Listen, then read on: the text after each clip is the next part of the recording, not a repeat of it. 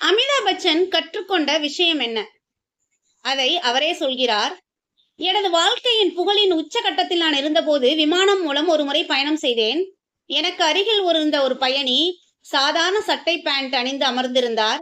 வயதான மனிதர், நடுத்தர வர்க்கம், நன்கு படித்தவர் போன்று அவர் தோன்றினார். நான் யார் என்பதை மற்ற பயணிகள் கண்டுகொண்டார்கள். என் இருக்கையின் அருகில் வந்து ஹலோ சொல்லி கை கொடுத்தனர். ஆனால் இந்த மனிதர் மட்டும் என் இருப்பை உணரவும் இல்லை, என்னை கண்டுகொள்ளவும் இல்லை. ஒருவேளை அவர் நாளிதழை உன்னிப்பாக படித்துக் கொண்டிருப்பதனால் என்னை கவனிக்கவில்லையோ என்று எண்ணினேன். தேநீர் வழங்கப்பட்ட போது அமைதியாக அதை எடுத்து ரசித்து பருக ஆரம்பித்தார். என்னை அவருக்கு யார் என்று தெரியவில்லையோ, அல்லது தெரிந்திருந்தும் தவிர்க்கிறாரா?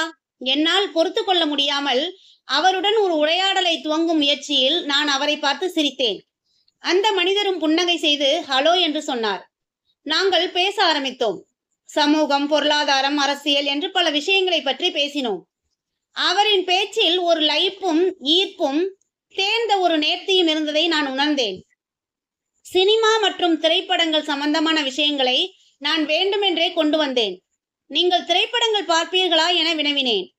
ஓ, மிக சில, பல ஆண்டுகளுக்கு முன்பு நான் பார்த்திருக்கின்றேன் என அந்த மனிதர் பதிலளித்தார். நான் திரைப்படத்துறையில் தான் இருக்கிறேன் என்று குறிப்பிட்டேன். அப்படியா, ரொம்ப நல்லது. நீங்கள் அந்த துறையில் என்ன செய்கின்றீர்கள் என்று கேட்டார். நான் ஒரு நடிகன் என பதிலளித்தேன். அவரிடமிருந்து எந்தவித சலனமும் இல்லை. அதன் பின் நாங்கள் இறங்கி வெளியேறும் போது, உங்களுடன் பயணம் செய்தது மிக்க மகிழ்ச்சி. நல்லது, என் பெயர் அமிதாப் பச்சன் என்றேன்.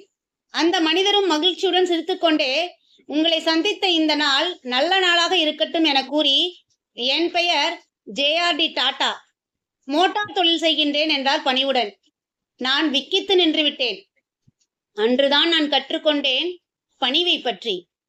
பேரையும் புகழையும் வைத்து நாம் தான் பெரிய ஆள் என்று நினைத்துக் கொண்டிருக்கின்றோம். ஆனால் நம்மை விட வசதியிலும் அறிவிலும் படிப்பிலும் உயர்ந்தவர்கள் எவ்வளவோ பேர் இருக்கிறார்கள். எப்போதுமே பணிவாய் பேசுங்கள். நல்ல நடத்தை, பண்பு என்பது அறிவை விட மேலானது. வாழ்க்கையில் பல கால கட்டங்களில் அறிவு பணிவிடம் தோற்று போயுள்ளது. பணிவும் நல்ல நடத்தையும் எல்லா இடத்திலும் வென்றுள்ளது. எந்த சூழ்நிலையிலும் பணிவுடனும் அடக்கத்துடனும் நடந்து கொள்ளுங்கள். அது உங்களை சமூகத்தில் உயர்ந்த அந்தஸ்தில் கொண்டு போய் வைக்கும்.